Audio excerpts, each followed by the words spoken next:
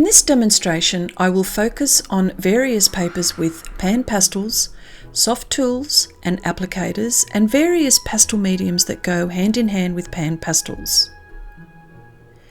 This is video 5 of 8 videos using a handful of papers which I think most artists are asking about, and the Panpastels. G'day ladies and gents, welcome to Xrissart. I'm Chrissy, thanks for joining me, and in this study I will be showing a paper by Canson Pastel Drawing Mi-Teintes Ingres, which I will refer this as Ingres all the way through this video. Similar to the previous videos, I will add links to the paper studies should you wish to view them.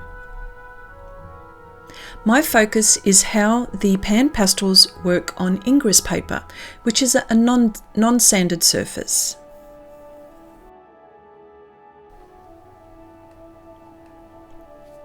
This paper has a dual surface. On one side there is like a honeycomb type surface, and the other a fine grain. 50% cotton, acid free, 160 GSM, and is part of the Grey Tones series. This paper was the choice for master artists such as Degas and Picasso. I'm working on the honeycomb surface side as I need as much tooth as I can, seeing that I'll be using different types of pastel mediums. Here you see me applying Panpastels with the Sofft Tool applicators on this cute little mushroom, which you will see all the way through this study on the 8 surfaces. I pick up the pigment from the pan with the Sofft Tool applicator, and I was able to evenly apply the pigment on the surface. The Panpastels remain vibrant throughout the whole layering process. I was also able to mix colours on this surface, which is a key feature of this medium. The pastel pencils I used were Stabilo Carbothello, Bruynzeel, Conte's, and I also used hard pastels by NuPastel by Prismacolor. I was able to layer the Panpastels on this surface. Again, I was conscious on how much Panpastel to apply, seeing as I needed to allow some tooth for the pastel pencils and the hard pastels for details.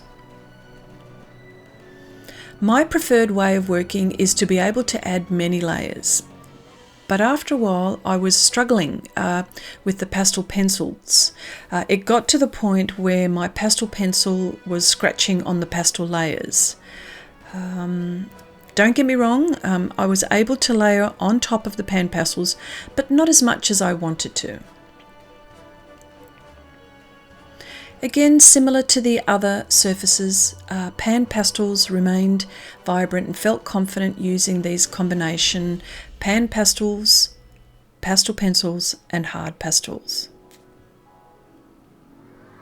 This study was a nice change, seeing that I usually like to work on sanded and or textured surfaces. Would like to read what your experiences or what experiences you've had with Ingres papers. I mean, there are so many brands out there. Which one do you choose? Please leave your comment in the comment section below.